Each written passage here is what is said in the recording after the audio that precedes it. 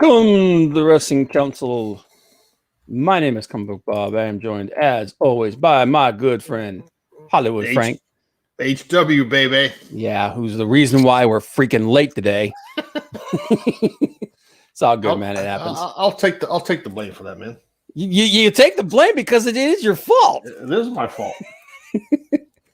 But anyway, thanks for being here with us, guys. Thanks for coming to the Wrestling Council, where you will find all your wrestling news. Well, all the wrestling news that we want to talk about. Because there was a lot of good, there was a lot of bad, and there was a lot of ugly. Hence the title of this, The Good, the Bad, the Ugly. But before we get any further into it, we would like to take a moment to remember the passing of one of the greats, Mr. Wonderful Paul Orndorf, that we lost the last few days. Yep. I remember, like everybody has to remember. Yeah, Mel, that I knew it was Hollywood's fault. Bend your head in shame. But yeah, it was unfortunate. I mean, he'd been ill for quite a while now. We knew that his condition wasn't great, but remember, everybody's tweeting out their respect, remembering Paul Orndorf this week. We'll get into that a little bit more, but as always, we just want to say thanks for being here, guys. What's up? What's up? What's up? What's up? What's up? Hello. What's up? What's up? Thanks for being here. Montecito's here. Waiting for other people to trickle in, obviously, because the timings was a little off. Gonna be a little different, but I have to get to what. Yeah, man. How was your day? How was your week? Obviously, you had you got a little bit of drama going on there, so that's why you're late. Yep. But I'm on vacation. So some running around to do. I got some visitors coming in tomorrow. My niece is coming in. So it happens. Stuff ready for the house. Yeah, it happens. Hicks Villain made it. He said, finally made it. Sup, and rest in peace, Mr. Wonderful. Yep, rest in peace, Mr. Wonderful, Paul Orndorf. Like I said, we're going to talk about a little bit about his career, some of our memories about him. But before that, we're going to get into our favorite segment on this show, the good, the bad, the ugly. I'm going to go first this week since you're probably a little ill-prepared. No, well, you're the even man. I'm the odd man for GB. That's true. I was gonna go first anyway. But all right, so this week, my good. You guys know me. I am a New Japan fan.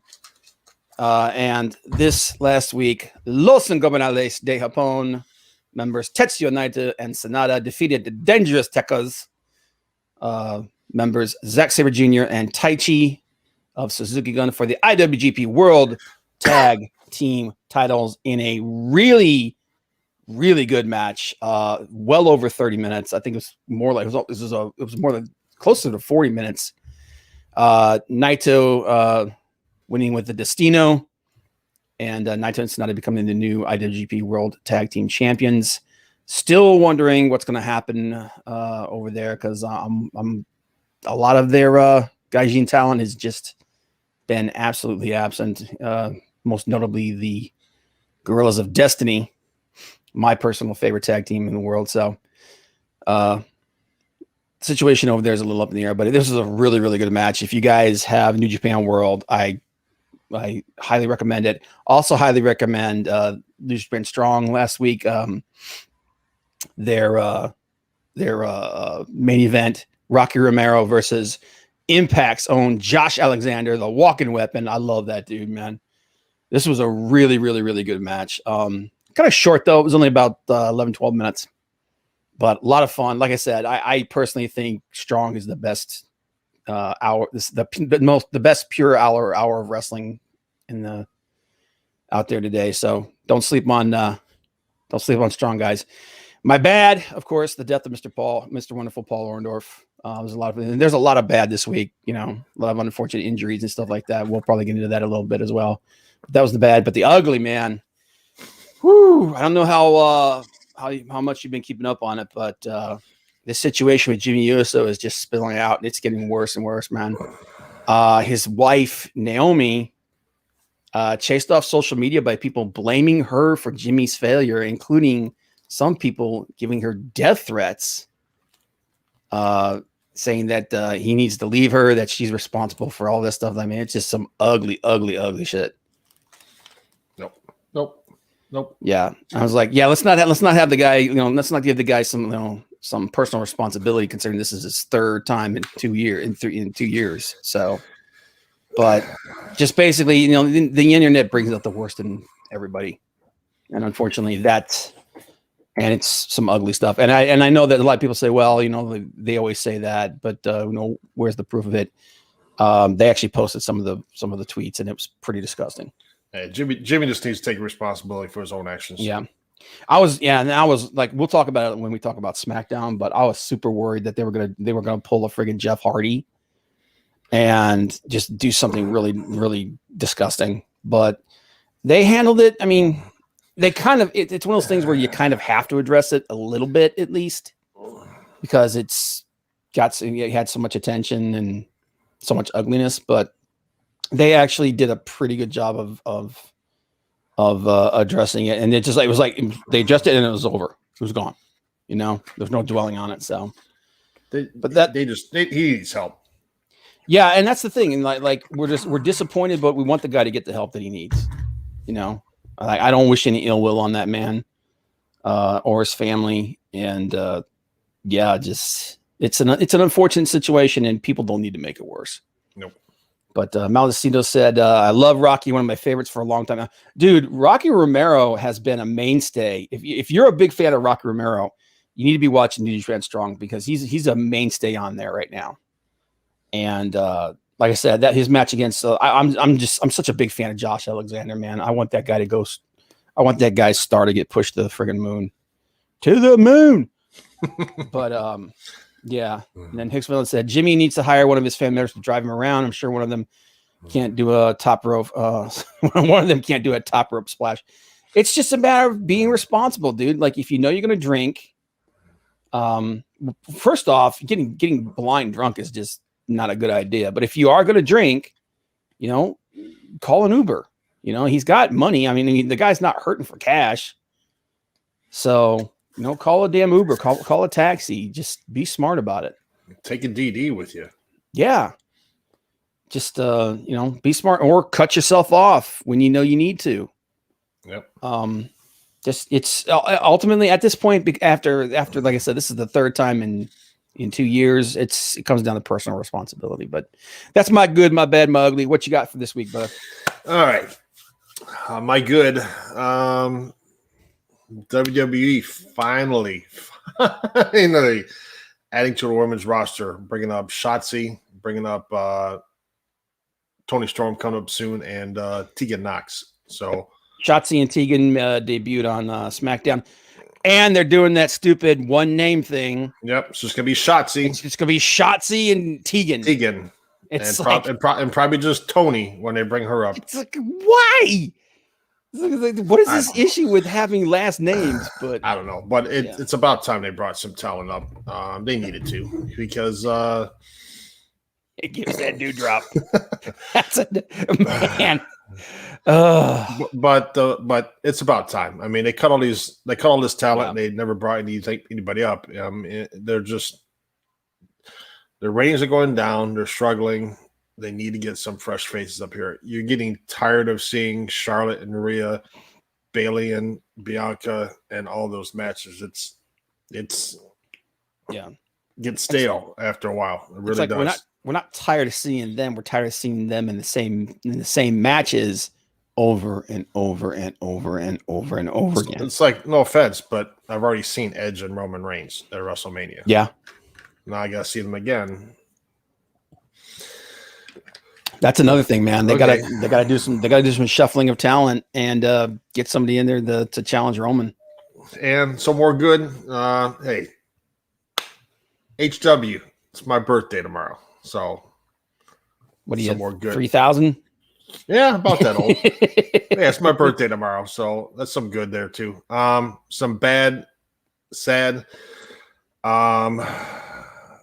With my birthday being tomorrow, unfortunately, 5 years ago tomorrow on my birthday, Rob and I lost our friend Jim. Yep. Cobra Commander, I miss you. You know, Rob knew him better than I did, but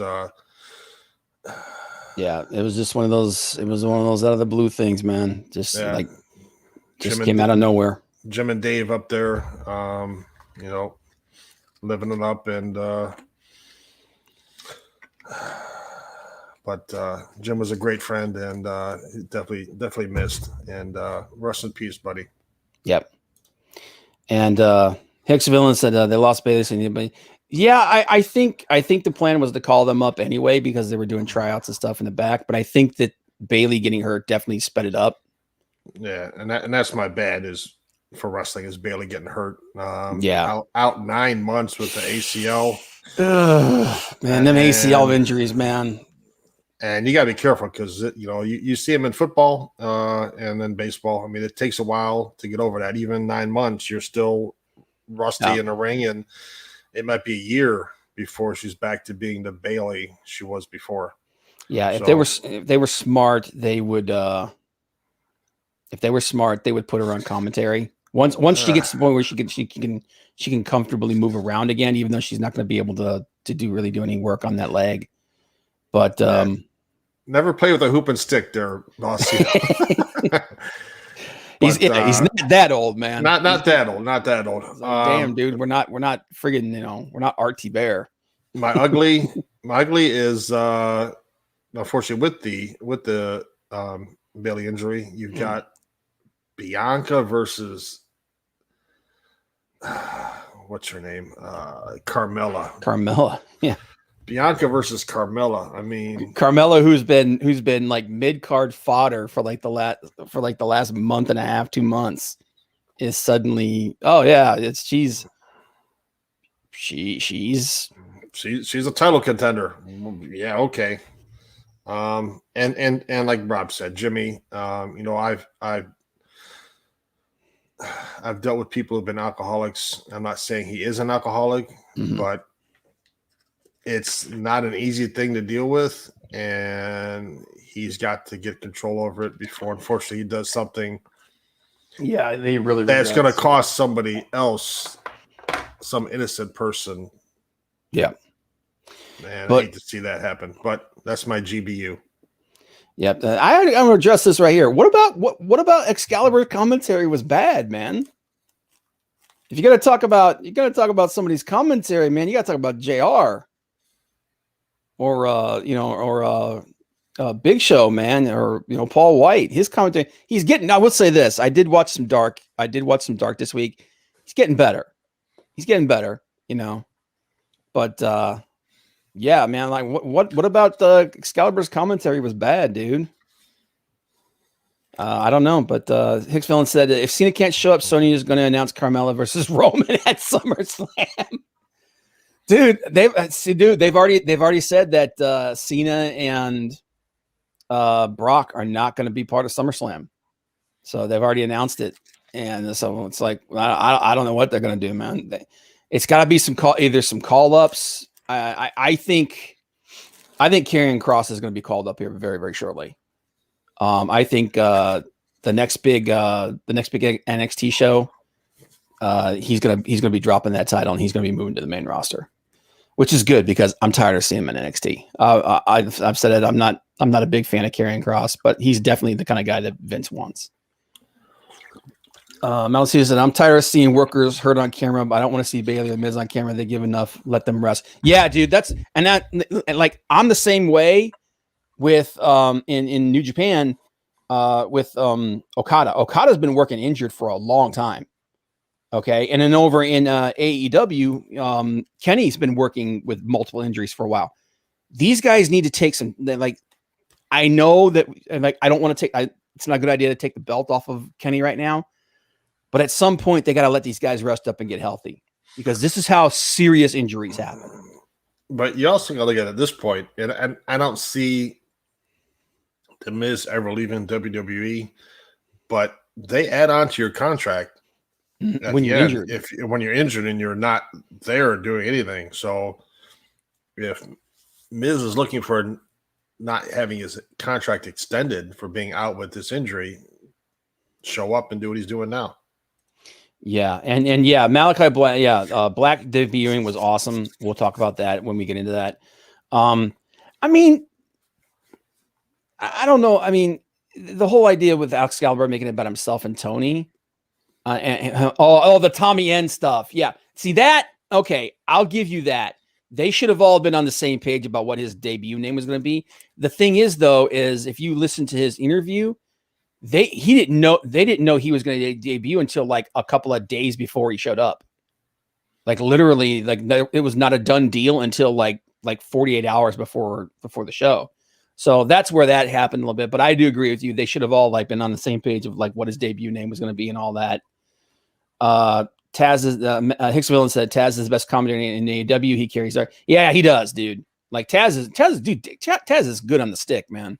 He always has been. And his transition to the announcer's table has been great. What are you doing? You playing with your crap? I thought we lost you for a second, man. Matt says, and when Kenny Johnson saying he's a good rest. Yeah, dude. Like, I know he's working with, I think he's got like 3 or 4 different injuries. Like he's got a rib injury. He's got a shoulder injury. He's got a neck injury, a back injury. That's like the dude's beat up. And Okada's the same way. Okada's been nursing like since February. He's been nursing like 3 or 4, debilitating injuries where that was like these guys just need to take some time off. And I understand that like New Japan is in kind of a dire straits right now with a lot of their talent being tied up and contract issues and things like that. And Kenny's the friggin' world champion, but hey man, you got to do something to let the guy rest up. And to be fair, the last couple of weeks, he hasn't done a whole lot of wrestling. Yeah. So maybe they're trying to, rest him up, as much as they can in between. But yeah, like if and when, because I mean, we know that Hangman's going to be the guy that beats him, right? Hangman's going to Hangman's going to be the guy that beats him. So after the Hangman match, let the guy take he just do promos and stuff, but let the guy take like a month off. But Miz was in the All-Star softball game the other day. He can't be that bad. I do think they're milking his injury a little bit, but then again, dude, there's a far cry between like hitting a softball and then taking a bump. So especially the bumps that Morrison and Ricochet have been taking, man. Ricochet's having a good month. So he has been, and that's two of the guys that can really go all out. That's why Cutler has the icy hot spray by the crate. Yeah, dude. But all right, man. Let's talk about some wrestling. Where do you want to start? I started last week with whatever. Okay. Why don't we talk about some Paul Orndorf real quick here? Yeah. Don't want to talk about it too. A lot of other people have talked about it and done a better job of it than we could ever do. I did want to talk about it.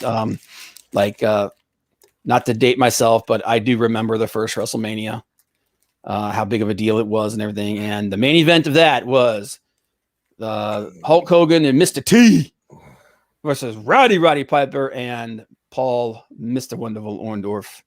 Yep.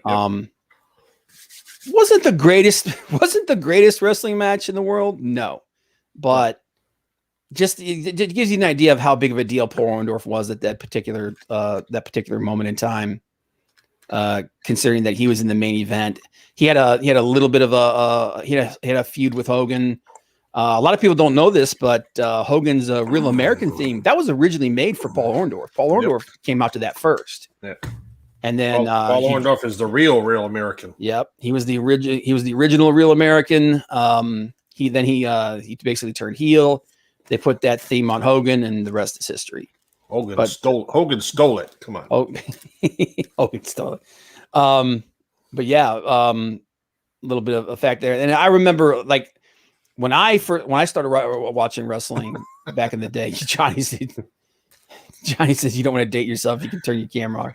You shut the hell up. He was feuding with Ken Patera. Remember the Olympian? Ken Patera was what the Olympian. They called him the Olympian first, right? Yep. Yeah. Before called Kurt Angle, yeah, because Ken Patera was he was an Olympian, he was the Olympic weightlifter. Yep. in the Olympics. I remember he had a feud with him. He had a feud with Adrian Adonis. I remember he had a feud with the Junkyard Dog too, and so he Paul Orndorf back in the late 70s, early 80s. He was actually a pretty big deal, but he got overshadowed by other guys. And unfortunately, I mean, a guy who never had a title run, but the guy had a nice physique. Oh, dude, he was another one of those body guys. Was inducted into the Hall of Fame in 2005. I know he fell on really, really hard times towards the end of his life. I didn't want to show the pictures of all that because I didn't want it to be too depressing and everything. We want to remember the good things about Paul Orndorf. So Godspeed to him and to his family and everybody. And all those old school guys. You want them to have their when they go, you want it to go with a little bit of dignity. So, but just remembering him on his passing. But yeah, dude, I could not believe it. I was like I know that. I remembered. I was like, man, that was the match with Mr. T. It's like, Mr. T was. I love Mr. T, but man, that dude did not belong in a friggin' wrestling ring. Nope. But all right, man. So real quick, we got a couple of people here that said the Johnny Drip Dip Ricochet match was actually good. Yeah, dude. Look.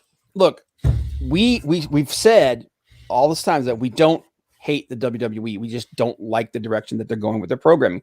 We love the talent there. Give them moments to shine.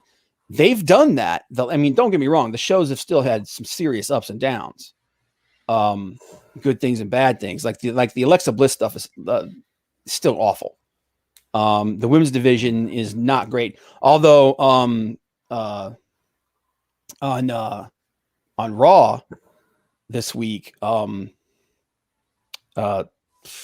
brain doesn't. Rhea Ripley had probably the best match she's had since coming up to the main roster.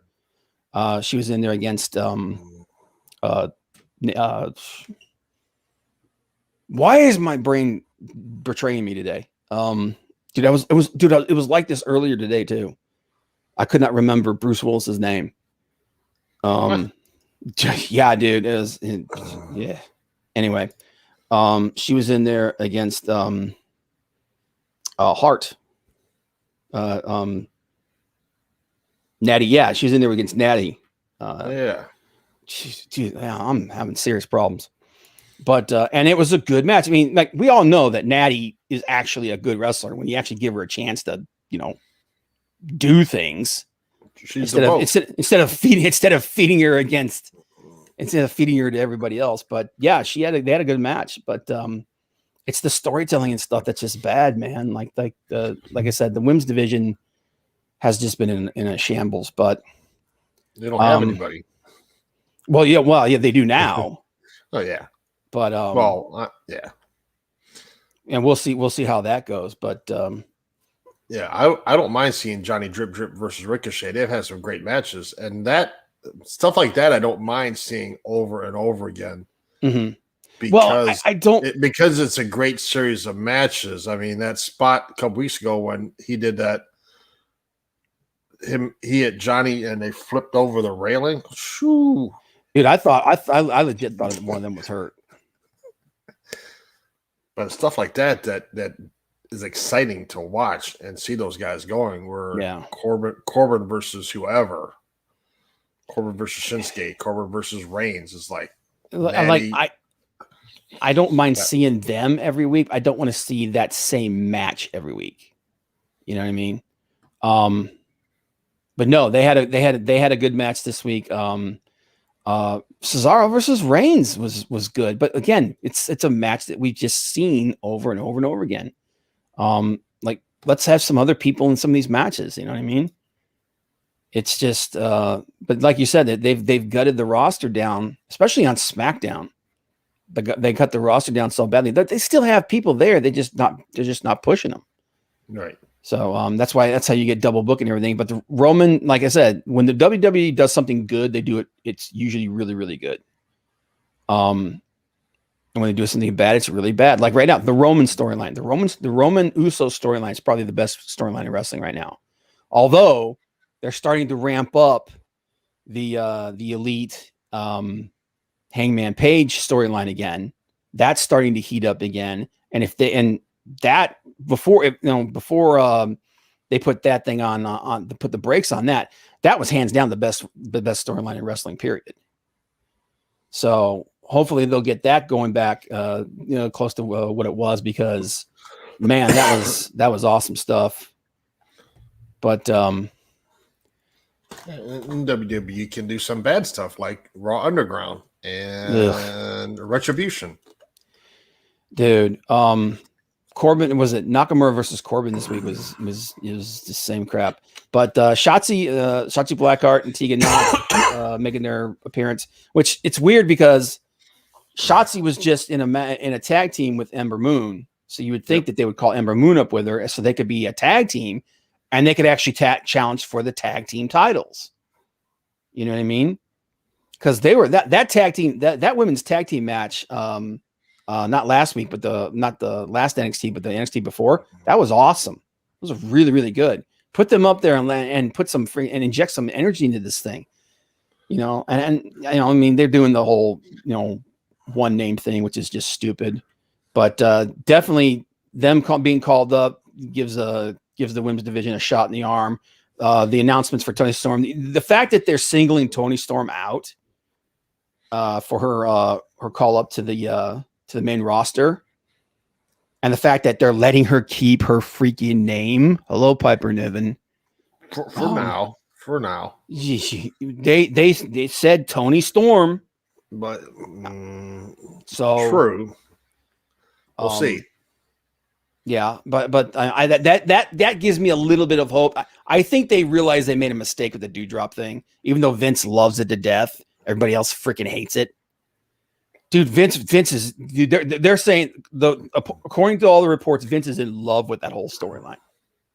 Which take that as you will, but nobody likes the fact that call up that they did what they did with her name and everything like that. So obviously, when Tony's coming up, the fact that Tony's getting to keep her name and the fact that they're actually doing vignettes about her with her call up leads me to believe that she's going to go straight into like the title hunt. So, but Hicks Villain said that's WWE's problem. They have the same matches while guys like, yeah, dude, it's like they could have been building Keith Lee up as an opponent for Roman. And I don't even remember what brand is he on? Is he on SmackDown or Raw? I think he's on SmackDown, isn't he? No, he's on Raw. He was on Raw because he was messing with Drew for a little bit. Yeah. They can put him on whatever brand they want because right now nobody knows. Yeah, because nobody knows, and then obviously with the draft coming up next month, they could do whatever they want. But yeah, you got someone like Keith Lee who's been sitting in catering for 4 months. The guy's over like, the guy's gold in the ring, man. He's over like crazy. Vince comes out there. Vince is like, I just don't get it, and because of that, he sits in the back. Meanwhile, Roman is going through the same opponent list for like the 3rd time. And it's like, what the hell's going on here, man? No, Malucido, they're gonna change his name to Book. He's just gonna be called Book. Yep. That's his finishing move. Turn the page. Stole it from Page. Yeah, dude, that was like that was probably the cringiest moment of like the last month. Was when they're like, who's Piper Niven? It's like, who is that? Oh my God, who is this person? I'm like, dude, you guys, she's on your freaking website. She literally has a freaking bio on your under your rosters page. So it's like, it was just stupid. But let's focus a little bit more on the good stuff. So Toni Storm coming up. That's going to be good as long as they don't bury her. That's Boogie's girl. The Money in Bank qualifier between Cesaro and Rollins was obviously, with the talent that these guys have, it's going to be a good match. It's just that we've seen it ad nauseum. The stuff between Edge and Roman with the Usos in the middle. Like the thing that here's the thing. I really wanted the whole the Samoan dynasty thing. I want the Samoan bloodline storyline. I wanted them to all be on the same page and just run through as a heel faction, just run through everybody. You know what I mean? But it really feels like they're going to have Jimmy and Jay break away. That's what it feels like. They're doing the same thing to the bloodline, the Samoan bloodline storyline that they did to the Hurt Business. They're going to end up isolating Roman by himself, even though when he has that drama and that drama has been the best thing. That has been the best storyline in WWE. That is the SmackDown show. It's the Roman show. So, but that was some of the good stuff that happened on. Happened on SmackDown. We had some cool call ups. Tony Storm's coming. The Reigns storyline still good. Everything else was just kind of like it's the same. It's just a lot of wheel spinning. Yeah. But moving on from SmackDown, I want to talk about. Let's talk about NXT. All right, Great American Bash. Great American Bash. Couple of some really good matches. I love the voiceover with Dusty. Yeah, that was I love that they're honoring that fact that he's the one who created the Great American Bash and keeping him in that. The highlights for this for me were the tag team match, MSK versus Ciampa and Thatcher. Yeah, it was a good match. I completely all of my predictions except for one ended up being completely wrong. So I was like, because I said Thatcher and champs. I said Ciampa and Thatcher were going to be new champs, and MSK was going to go to the main roster. I said I did not. The one match I did get right was that LA Knight defeated Cameron Grimes, so now Grimes has to become basically his Virgil. Yeah. That one I got right. Zoe Starks and Io Shirai did win the women's tag team titles. I did not think that was going to happen because I don't see Io as a tag team, even though she was in a great tag team with Kairi Sane. She's just been Io doesn't need to be in NXT anymore. Io needs to be called up to the main roster. She's done everything she possibly can there. She's in my mind the best NXT champion they've ever had. I think she's the longest reigning champion that they've ever had. Call her up and let her feud with Charlotte and Asuka. Dude, friggin' her against Asuka would be awesome. Call her up and put the belt on her on your main roster and let her carry their division the same way she carried the NXT division. But they won the tag titles, so I think this is less about what's good for Io Shirai and more about them trying to build up Zoe Stark. But yeah, I mean, this is the fourth title change, and we've always talked about how you need to have lengthy title runs to put legitimacy on your belts. It's the reason why there's only been 3 AEW champions, and even some people think that even that's a little too fast. I personally think that they've done a good job of pacing that out. But they have changed. These belts were introduced 4 months ago. The NXT women's tag team titles were introduced 4 months ago. They've changed hands 4 times. Yep. So that's not exactly putting a whole lot of and the first champs lost them the day they got them. Yeah. That's what I'm saying, man. It's like, you're not putting a lot of prestige on your belts if they change hands that often. But we'll see what happens. Like I said, I think this was more about building up Zoe Stark than it was about Io Shirai. Io Shirai needs to be on the main roster, and they need to do her right. They need to do her right on the main roster. They don't, and because like I said, even though Asuka is a 2-time champion in the women's division, she's never been booked as strong as they booked the others. So. Wasn't she the longest reigning women's champion in NXT?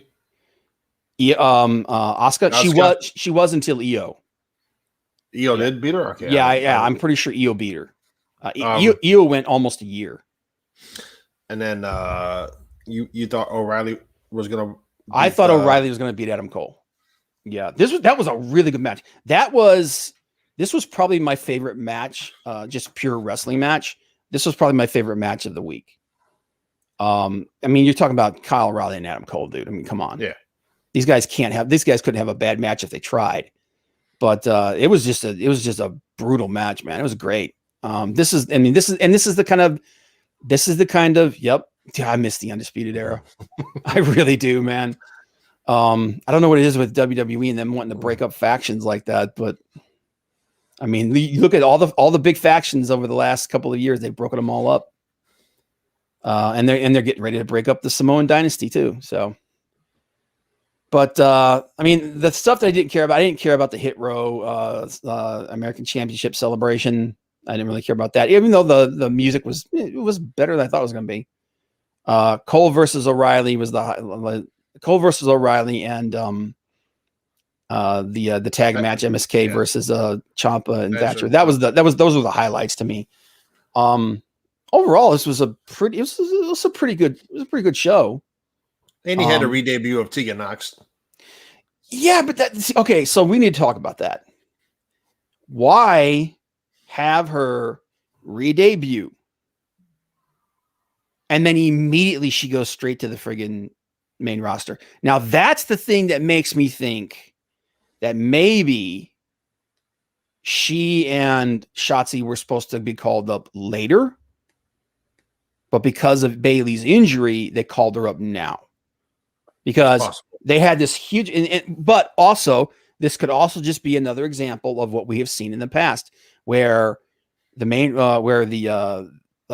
people in charge of the main roster don't talk to the people in charge in NXT, like Hunter, and they just call people up and do things whenever they want. That's something that Hunter has said just literally pisses him off because they have all these storylines. And then plus, how long has that battery thing been on the screen? The battery thing that was the precursor to her coming back. That thing was on the screen for most of the month. I believe so. And then she comes, and then the day after she comes up, the main roster's like, "Oh, well, we need people. Yeah, like we're taking them." And it's like, we've got storylines, and that's been a hot button issue with Hunter and Pritchard and all those guys on the who run the main roster. And this to me sounds like more of that he had plans. They wanted her and they needed her, so they just yanked her without talking to him. Yeah, and then talked about it before we came on. Is if you didn't know, the draft got moved from end of this month to October. So sometime in October, the 2-day draft is going to happen. Yeah, which that was another last minute thing that just came down, which this makes me wonder what's going like it really does make you wonder what the hell's going on with them and where they're planning on going. I still think that there's more call-ups coming. I think NXT is going to get gutted. I think NXT, especially NXT's women's division, I think we're going to get at least 2 more call-ups. I think we could end up getting we're definitely getting Karrion Kross and Scarlett.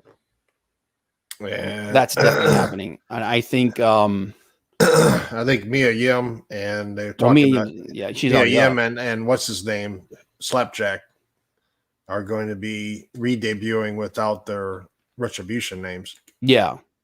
Well, they should have done that with all of them. But I also think that what's her name?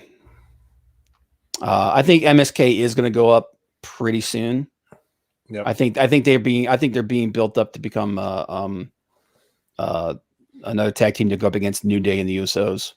Yeah, I think Karrion and Scarlett will be up soon. Oh, yeah. That's why I was shocked that I'm actually shocked that he's not there already. Because that's just going to put me back. Talking about the Yeah. Yeah, a little bit. We're talking about the fact Bronson Reed. Yeah, Bronson Reed's definitely going up. Yeah, that's the other guy I was trying to remember. The draft got moved from the end of this month, beginning of August, to now sometime in October.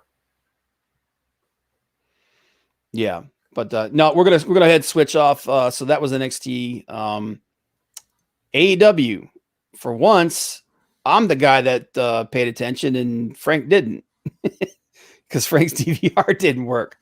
But AEW, man, the what was the big show? What was it called? The Road Rage. Yeah, and Fighter Fest is tomorrow. Fighter Fest is tomorrow. Which I don't even. I know they announced some matches for Fighter Fest. Yeah, there's the big one. There's you got Moxley versus Carl Anderson and for that. Oh, I can't wait for that, man. I cannot freaking wait for that. That's going to be awesome. Moxley versus Anderson for the IWGP United States title. That is going to be dope. That's the second time that belt's been defended on AEW. But yeah, no, it opened up with man. Okay, so this was the first show back with a full crowd. And the cast. It's the first one back on Wednesday night too, right? Yeah, first one back Wednesday night. First one back with a live crowd outside of Daly's place. Opened up with Cody versus QT Marshall in a strap match. And I'll be honest, man, the crowd, when they first came out, the crowd was dead. The crowd was dead ski. But Cody, and because here's the thing, let's just be honest. He's not as hot as he was last year before the pandemic came down. He was the biggest babyface in the whole damn world. People have soured on it a little bit. I don't say they soured on it, but it's like they're waiting for something big to happen. But by the end of this match, man, they worked. They got the crowd back into this thing. Although, I mean, it was a typical strap match, man. I mean, it was a decent match. It was the whole four corners thing. You got to hit the four corners. Yeah, QT. Yeah, he's not the guy. He's very solid fundamentally. He just has no charisma. You know, he's like Corbin. He is. That's actually a really good comparison. He's their version of Corbin. I wonder if Mox will drop so he can take time off. Moxley's been taking time off. He's been off for a while, man, but I think he wants to keep doing at least like little things like this so that he at least keeps the ring rust off. But he was only supposed to take like a month or two off, and then he was going to come back. So, and also I think this is partially the, it's now that the pandemic is starting to wind down a little bit, New Japan are like, look, you need to defend this belt at least once every couple months, or we're going to take it off of you. So if he doesn't do it on Strong, he has to do it on AEW. Yep. Yeah. That was actually, I'm not the biggest fan of the whole lights going out and then the lights come on and somebody's standing in the ring with Malachi Black. With Black though, it does work. That does kind of work. So I wasn't as like some people were kind of upset. They wanted his debut to be bigger, but I feel like this is in character. You know what I mean? This feels like an in character. Now maybe it's not the most exciting debut, but it's an in character debut. It fits with who he is. But yeah, the lights went out in the middle of the match of Cody's match, came back on, and that was like a common thing. Then they had okay, so this is something we got to talk about. So the whole, remember, okay, so last week, Sean Spears, ambushed, Sammy Guevara. Yep. Right. So I was like, how did he know that that's where he was going to be? And he just he perfectly timed it to where he was hiding in exactly the right place. It's one of those things where it's like, okay, you could have done this. You could have done this a little better. And then this week they do the same thing, only it was Sammy. And I'm like, This is like, okay, so I'm gonna be at the arena at this time. I'm gonna walk, and this is the path that I'm gonna take. So, but yeah, it's just me nitpicking things a little bit. Tony Schiavone was talking to Kenny Omega. Evil Uno came out with the whole thing, talking about Adam Page.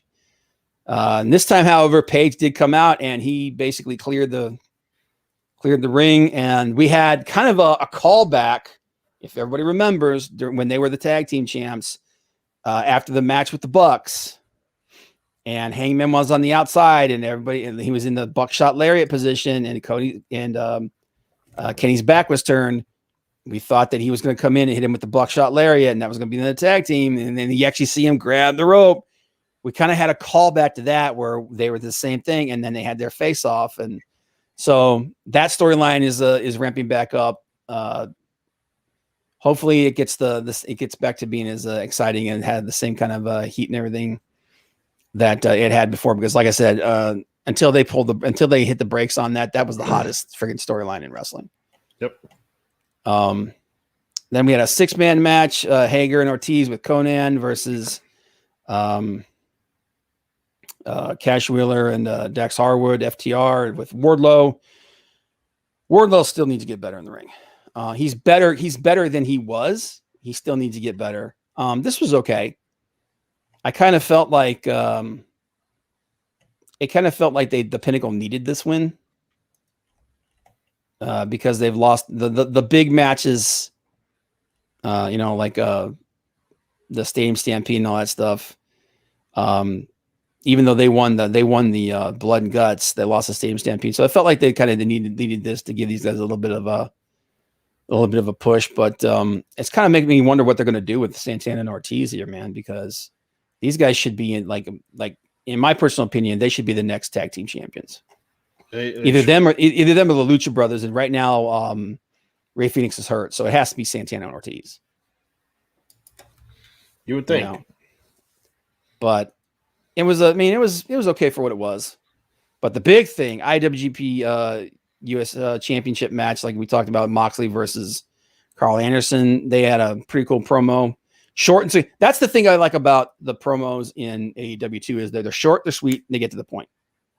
It's not like WWE where it takes them a half an hour. They got to it, but what did you think about the in-ring thing between MJF and Jericho? I mean, other than the fact that some dude tried to jump in the ring and Jericho beat the crap out of him, which that was funny. That was one of the big stories of the week. Is some putz decided to storm the ring, and he got ratioed to death, including a nice little pop by Jericho. So it was like, good Lord, dude, come on. But I mean, it was. This kind of like, I like the fact that they called back the whole thing where Jericho made Moxley go through hell to get to him. So, and then MJF said like he's gonna have to go through. It was 4 matches, right? Yeah, 4 matches his choosing. Dude, I think he's gonna pull a mind scramble. He's gonna make Jericho fight the Inner Circle. That would be friggin' cool. Like he makes him fight his own guys. Yeah, dude. Yeah, you don't friggin' jump the rails, man. Like, no. God, what was that? There was another famous incident. Was it Triple H, where the dude jumped the rails and Triple H just pounded the shit out of him, just tackled them to the ground and just. Yeah, I've seen a few. Yeah. They've shown before. It's like, do you think that's what they're going to do? You think MJF's going to make him fight his own guys? I would if I was MJF. That'd be a great storyline, because it's like, it's like do they just lay down for him, or do they it's an honor thing? We gotta fight you. So at the very least, another thing he could do is he could make him fight guys that he just put through hell. You know what I mean? Like one of the guys he makes him fight is Mox. Like he can make him fight Moxley. He can make him fight Cody. You know, like he's the reason why Cody can't be world champion. Right. So they could do something like that too, you know. And then like maybe one of the last people he makes him fight is Sammy. Yeah, Johnny does not like Hunter, man. Best thing Hunter ever did with his career. Eddie and RVD ladder match. What? I'm not saying Darby needs a mouthpiece, but boy, his mic skills.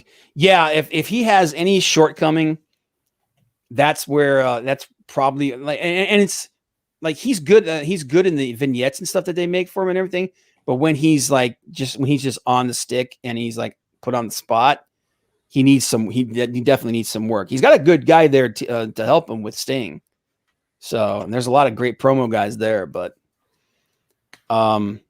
yeah, I don't see the Eddie and RVD ladder match.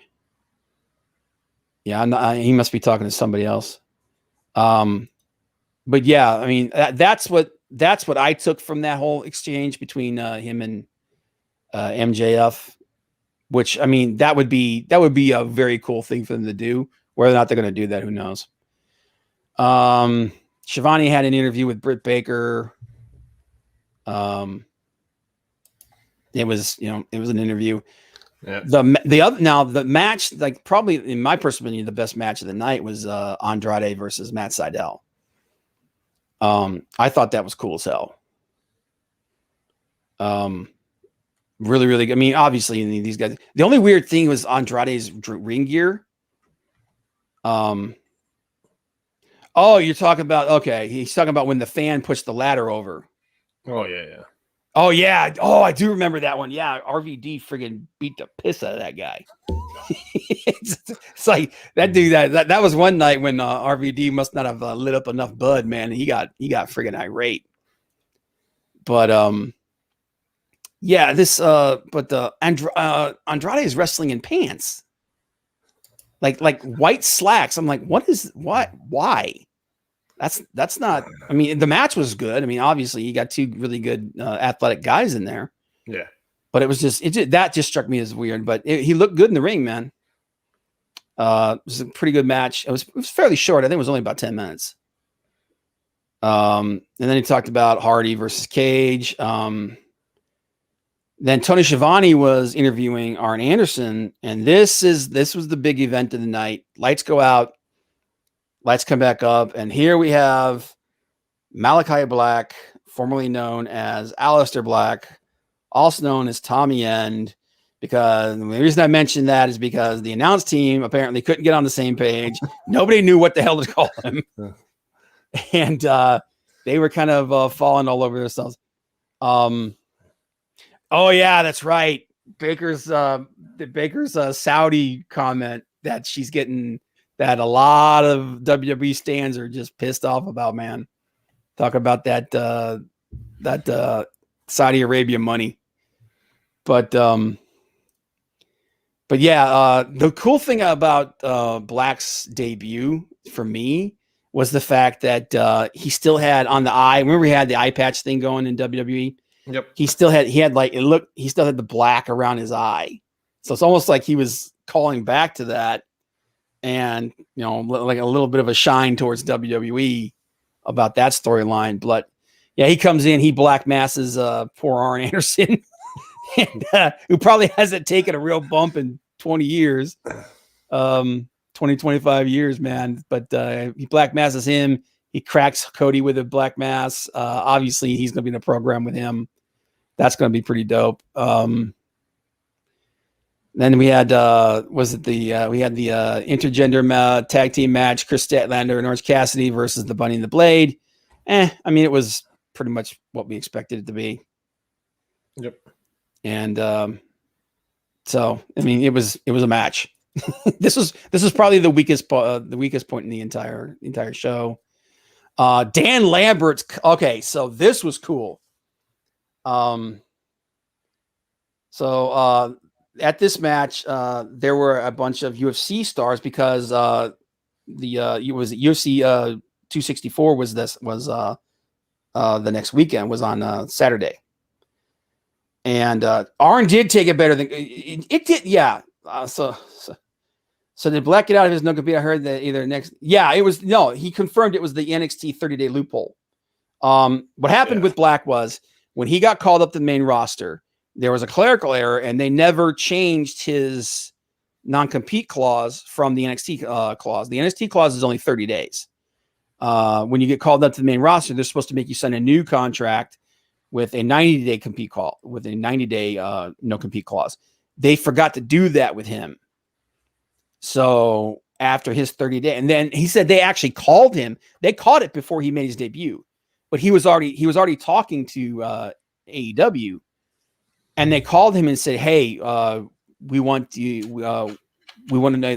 They asked him if he wanted to sign it for another 60 days, and he's like he just thought that was weird. He's like, "Why would I want?" He's like. Because on one hand, for that, because this is something that a lot of people may not realize, during that 90 days, they still get paid. Yeah, like they still get paid. So, they were so like they're offering him to keep paying for another 60 days, but he's like, I'm already in the middle of working out another contract. So like, who in their right mind would sign that?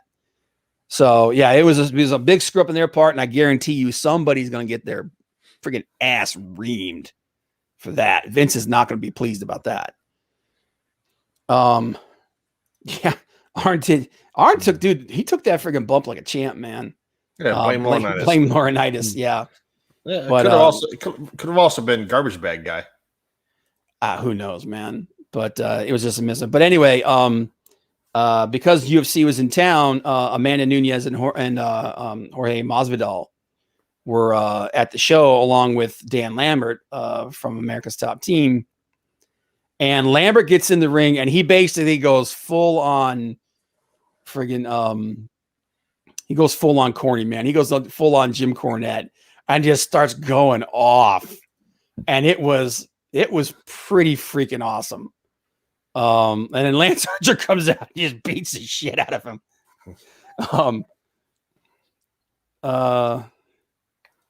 Chances are they were already let go given the cut. Yeah, it's possible. And here's the thing. That may be part of what contributed to it was all the firings and everything. There's going to be a lot of miscommunication in the back, amongst the management. So it's possible. But yeah, remember, Black got called up, 2 years ago? Yeah. So, well, maybe not quite 2 years, but at least a year and a half ago. So, whoever called him up has been, that he's been there for a long time. Yeah, he was up with Ricochet. Yeah, he came up with that whole group. Yeah, he came up with Ricochet. He came up when Gargano and Ciampa got called up. And then Gargano and Ciampa went, screw this, and went back down. Best decision they've ever made. Yeah, dude, he did. Like he took a bump and a half. Like Lambert took a huge bump, but yeah, it was awesome. But then main event, we saw the Young Bucks versus Eddie Kingston and Penta El Zero Mero. I ruined his name like I always do. Again, I suck with names. I can't help it. This was a good match. I mean, it wasn't as good as Bucks versus the Lucha Brothers. It wasn't as good as Bucks versus Santana Ortiz. But I mean, because here's the thing: Eddie Kingston, as great as he is in the stick, he's mediocre in the ring. But then hey, we love him for it though. But they did a good job. This is a really, really good match. Jim Ross dropping some of his biggest lines, like he's tougher than a 2-bit steak. No, and then they actually went a little bit hardcore. Kingston pulling out the thumbtacks. Suck a lemon and try again, Rob. Yep. Nick Jackson. Was it Nick or was it Matt? Nick did a crazy hurricane run off the top row, off the top turnbuckle, which looked pretty dope. And then they stuffed a bunch of tacks in Eddie's mouth, kicked him in the face, which I'm like, all right, that about takes care of it. And Yeah, she did that. Suck a lemon and try again. Sorry, man. But 1, 2, 3, Bucks win, and that was the finish, man. So this was I would say once again, AEW had the best wrestling show. NXT probably had the best wrestling. Yeah, dude. I went to Mushmouth School of Announcing, School of Broadcasting. So the only requirement for that was that you could stick your fist in your mouth. So no, it was a good show. Like you said, you didn't watch it. You should go back and you should at least watch the tag team match. Watch Black's debut and watch Andrade and Seidel.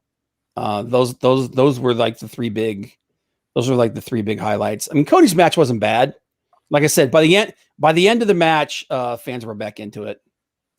We're into it a lot more than they were at the beginning. But and then the mixed tag match was okay. The 6-man tag was all right. Well, the 6-man tag was decent. I mean, dude, it's Santana Ortiz and FTR, so they're going to be good. And they had, Hager was okay. Wardlow was Yeah, and I was reading they had Conan out there with him. Yeah, well, Conan was he was in their corner. So, and then Conan for like the third week in a row gets his friggin' head kicked off. Gets just beat to shit. He's out there with the sock with the cue ball in it. Yeah. He's like swing. He's like, I'm gonna beat you down, man. And then the dude they just wrecked him. But that was a solid 8. Yeah, I'd give it a solid. I'd give it a 7.5, 8. I have, my standards are pretty high. I definitely think it was definitely the better wrestling show for the week. 100% hands down. I do think though that the best wrestling happened on NXT and New Japan Strong, because New Japan Strong, that match between Rocky and Josh Alexander, first, as short as it was awesome. Yeah, well, Maldacito, JR School of Broadcasting, it's probably a little bit better than the Dusty Rhodes School of Broadcasting. Hell yeah, baby. Yeah, Dusty, love Dusty, man, but Dusty was one of those dudes, like, half the time you didn't know what the hell he was talking about. But no, that was it, man. AEW Fighter Fest was good. They did set up. I want to see what the announced matches are. You got for tomorrow. You got Cage versus Ricky Starks. No. Matt Hardy versus Cage. Oh, you're talking about the Christian Cage tomorrow. Christian Cage. All right, and we have but we did get Brian Cage versus Ricky Starks announced for the FTR belt. Yeah, and you got IWGP US Championship tomorrow. That's gonna be awesome, man. That's gonna be awesome. Let me see here. Events, Fighter Fest Night 1 details. Darby versus Ethan in the coffin match. That's gonna be interesting to see how they pull that off. But Moxley versus Anderson for the IWGP United States title. Brian Cage versus Ricky Starks. Hangman's going to have he's going to talk about what's going to happen. So they're going to push that storyline along. That'll be cool. And Penelope Ford versus Yuka Sakazaki. I didn't know she was even back. Yeah, neither did I. Yeah. So traveling apparently has opened up here. Matt Hardy versus Christian Cage. What do you think about that storyline, man? I think that's just kind of a holding pattern until they can insert him into the world title scene. I think so. I mean, the matches they had when they were Edge and Christian and the Hardy Boys and the legendary TLC matches. Those are outstanding. But yeah, seeing those guys one-on-one. Yeah, it's going to be interesting. It's not going to be as good, and we'll see. But yeah, that should be a good show. But that's about all I got, man. What about you? I want to. We're not going to talk about Raw, but I want to talk about Money in the Bank because that is this Sunday. You're right. Okay, let me pull up the card for Money in the Bank. Let's go over it. I got it here too. All right, go ahead. Raw Women's Championship. Rhea Ripley versus Flair.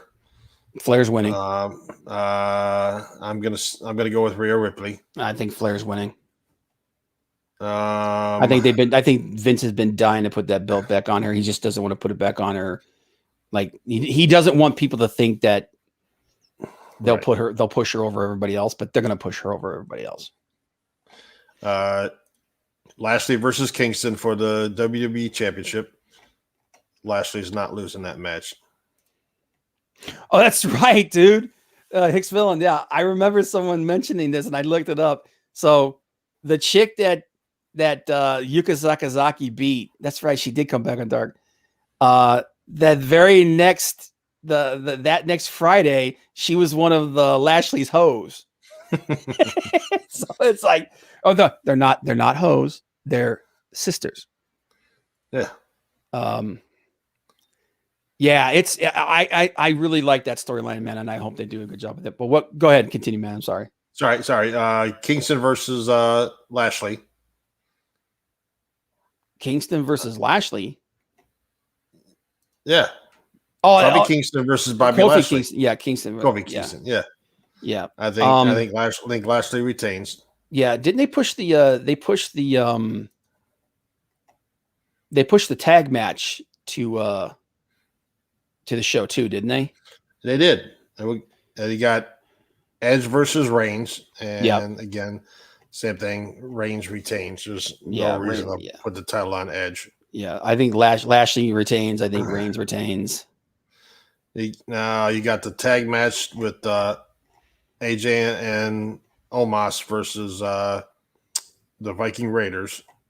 Yeah, and I think they retain their titles. Yeah, I don't think that they're not going to take. They don't take the Viking Raiders seriously. No, they don't. They don't take tag team wrestling seriously. Right. So you got the 2 Money in the Bank ladder matches. So you got Ricochet, Johnny Drip Drip, Riddle, and McIntyre from Raw, and then you got Big E, Kevin Owens, King Nakamura, and Seth Rollins from SmackDown. Okay. I can see it being either McIntyre, Big E, or Rollins. I honestly think you need to throw Riddle in there, because I think we could end up getting a Riddle versus Orton for the contract. Possible. I think the odds-on favorite to win is Drew. Just so they could build the drama up between them. The fact that he can't challenge Bobby. And but here's the thing. With the turn that we saw Bobby have this week on SmackDown, where he got angry because he got beat, because on SmackDown he got beat by Raw. On Raw. I'm sorry, Raw. On Raw, he got beat by Xavier Woods. Yep. Xavier Woods beat him, and it pissed him off. And he was like, and he basically got mad, and he said, and he kind of blamed all of the where his mindset is. He blamed it on MVP. So they kind of pulled, like, remember when Brock had that thing where he was like basically manhandling and treating Paul Heyman like crap. Yep. And I think they're kind of pulling the same thing here. And I'm really worried that it's like, I think this is the last gasp for the Hurt business. I think he's going to go into Destroyer Lashley mode, which is why I think he's going to win here. But I also can see him being like, letting Drew out of that stipulation, being like, I just want to crush you. You know what I mean? Yeah. Honestly, I think they're setting Drew up to move to SmackDown and use his contract on Roman. My favorite, I don't think he's going to win it, but I would love to see Big E win the Money in the Bank. I would too. I think it's been long overdue. And I think him versus Lashley would be awesome. Because that's like two hosses right there, man. Yeah, I just can't see Ricochet, Morrison, Nakamura, or any of those three winning this. So eliminate those. All you're left with is Riddle, McIntyre, Big E, and Kevin Owens. I can't see Kevin Owens winning either, so take him out too. No. So that left is Riddle, McIntyre, Big E, and Seth Rollins as the four legitimate. Ricochet and Morrison are going to take each other out. Owens is going to get Like, I think he'll get screwed over by Sammy. I think Nakamura and is going to get taken out by Corbin somehow. Yeah, I think you could also see a possibility of what's his name? Cesaro. Yeah, Cesaro coming out. And I hope not, dude. I want that storyline to be over. So yeah, Brian also has chance of 3 more months of Big E versus Apollo Crews. Man, yeah, that's another one that's played out. Yeah, and then the last match that we haven't talked about is the women's. Yeah, because right now you've only got 7. So you got Asuka, Naomi, Alexa, Nikki Ash, Ugh. Liv Morgan, Zelina, Natalia, and a to be determined. Which there was talk that last one could be Sonya Deville making her return. Yeah. If it is Sonya Deville inserting herself into this match, she's going to win. I can also see here's the scenario that if I was them, this is what I would do. I would have Asuka win.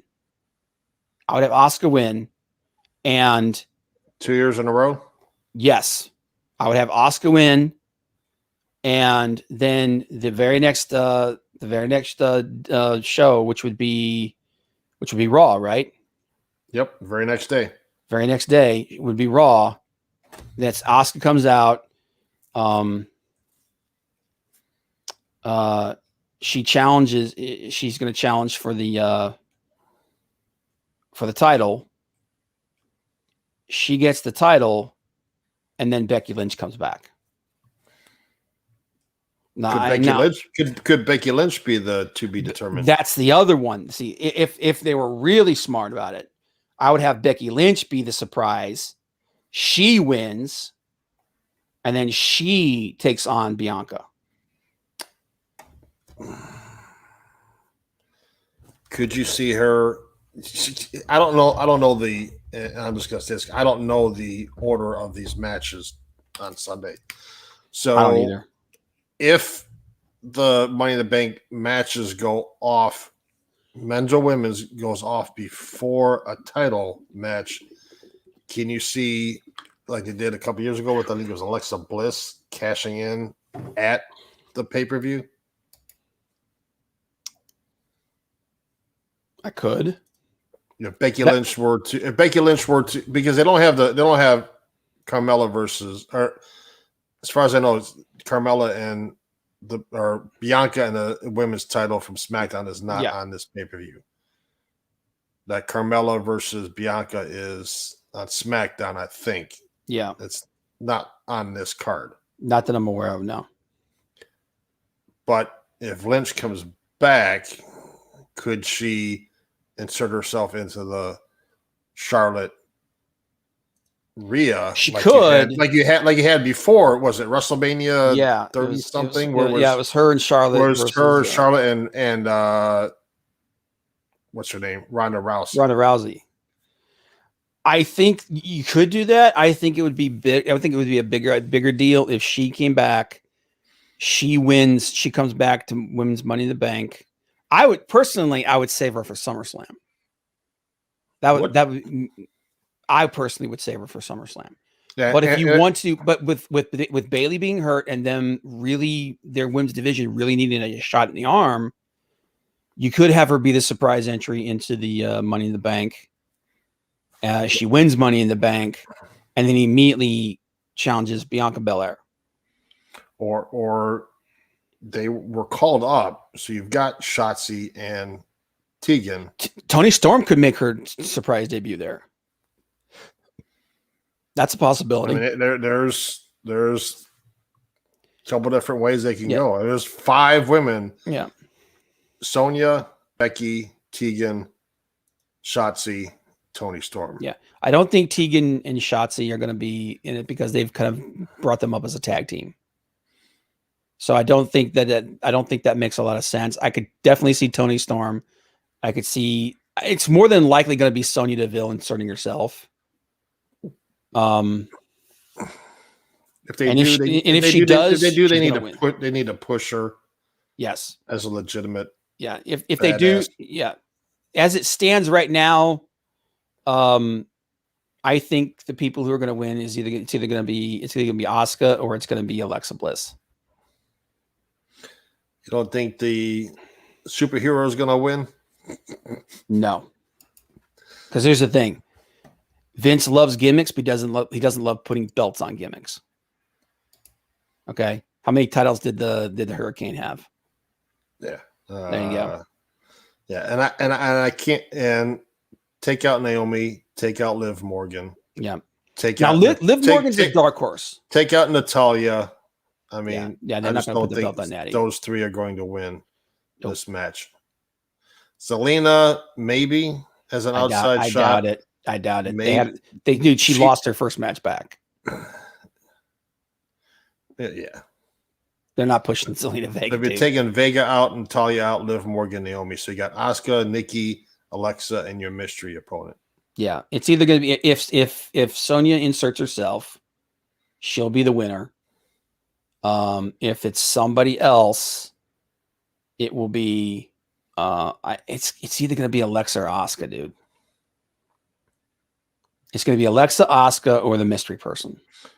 And you wonder if WWE will pull a Brock Lesnar type move and have the last competitor come out later in the match. Oh, that's 100%. That's the way I think it's going to happen. They're going to show up at the very end because there's nothing in the rules that say that they got to start the match. Right, with all 8 of them. Yeah. But yeah, as long as it's not like last year, they're actually going to be in the ring and not. They're not going to throw people off the roof. Not at Titan Towers. Yeah, going through there and being. They're not going to throw people off the top of the roof and kill them, and then they'll show up the next day and like, there was a second roof. I thought I was going to die. But all right, let's wrap it up, man. But that's going to be Money in the Bank this week, man. I don't know, man. It's Slammiversary's this weekend too, isn't it? I think so. And for you following us and being out there, put in your predictions of who you think is going to win some of these matches. Who you think is going to be the mystery opponent in the women's tag or women's Money in the Bank? Who do you think is going to win the matches this Sunday? Yep. Throw it out there. A lot of. I know a lot of you guys don't follow WWE, but yeah, who do you think is going to be there? And after the video post, put some comments in there, guys. Let us know how we're doing. Tell us what you think we need to change. Tell us what things you want us to talk about. But we appreciate everybody here. Hicks Villain, Maldacito, Johnny Cage. And again, I'm sorry about the late start today. It's all right, man. It happens. But thanks for being here, guys. We appreciate it. See you later.